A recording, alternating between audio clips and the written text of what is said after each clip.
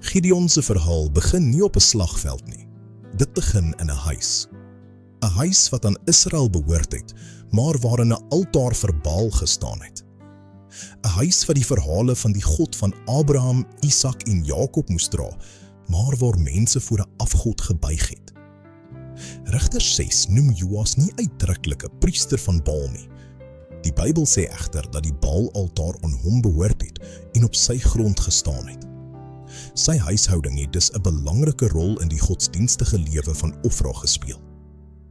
Gideon het groot geword tussen twee verhale. Daar was die verhaal van Israel se God, die God wat die Rooi See oopgemaak en sy volk uit Egipte gelei het. Maar daar was ook die verhaal wat hy elke dag voor hom gesien het, die altaar van Baal, die gewyde paal en mense wat voor 'n stil afgod gekniel het. Gideon was deel van God se verbondsvolk, maar hy het nie soos 'n seun van die verbond geleef nie. Hy het soos 'n wees geleef. Nie omdat hy geen aardse vader gehad het nie, maar omdat hy nie geweet het wie hy in die oë van sy hemelse Vader was nie. Wat bedoel ons met die orphan spirit? Dit is 'n pastorale beskrywing van 'n innerlike toestand waarin iemand leef asof hy geen veilige vader, identiteit of plek van behoort het nie. Die persoon voel dikwels, ek moet myself beskerm. Ek behoort nie werklik nie. Die orphan spirit laat 'n mens leef uit vrees, verwerping en selfbehoud. Jy kan in die huis van die Vader wees, maar steeds soos 'n bedelaar by die deur leef. Dit was Gideon se innerlike wêreld. Gideon se verhaal gaan oor meer as net 'n oorlog teen Midian. Dit gaan ook oor 'n stryd tussen twee altare, die altaar van Baal in sy vader se huis en die roepstem van die lewende God. Gideon het groot geword in 'n familie waar verkeerde dinge aanvaar en beskerm is.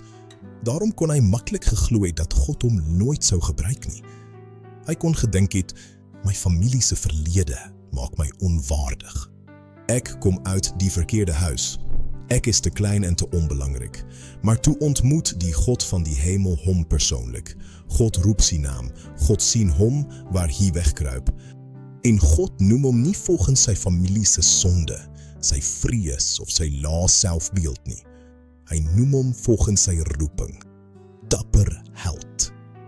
Gideon moes dus twee stryde trotseer. Die eerste was die stryd binne homself. Die vrees, minderwaardigheid en oortuiging dat hy niks werd is nie. Die tweede was die stryd rondom hom, die altaar van Baal. Voordat Gideon die vyand op die slagveld kon verslaan, moes hy eers glo dat die God van Israel hom werklik geroep het. Hierdie lering is gebaseer op die boek The Spirit of an Orphan, geskryf deur Corneille Creer. In hierdie lering ondersoek ons hoe 'n weesmentaliteit 'n mens laat glo dat jou verlede, jou familie of jou omstandighede jou waarde bepaal.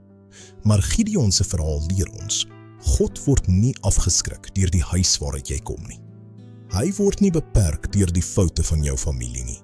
Hy roep jou by die naam. Hy ontmoet jou in jou wegkruipplek.